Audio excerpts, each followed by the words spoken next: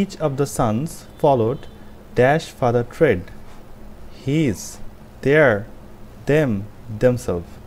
এখানে উত্তর কি হবে? Hello everyone, welcome to English theatre. আজকের ভিডিওতে আমরা একটি কমন কনফিউশন দূর করব।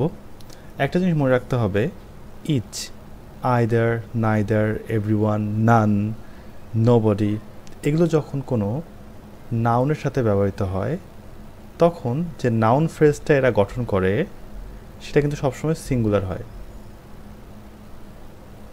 কেন? আমরা যখন বলছি ইচ অফ দ্য সানস তখন কিন্তু প্রত্যেকটা সানকে ইন্ডিভিজুয়ালি বোঝাচ্ছে, একজনকে বোঝাচ্ছে না, প্রত্যেকজনকে ইন্ডিভিজুয়ালি বোঝাচ্ছে। ওকে, আর একটা জিনিস মনে রাখতে হবে যে pronoun always follow the noun.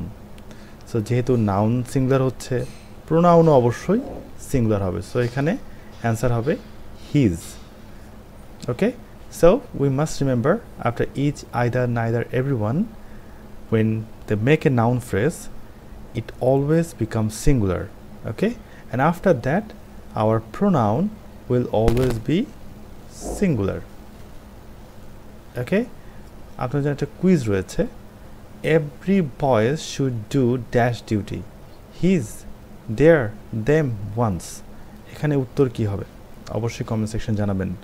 এরকম ভিডিও পেতে আমাদের চ্যানেলকে ফলো করতে পারেন। Thank you.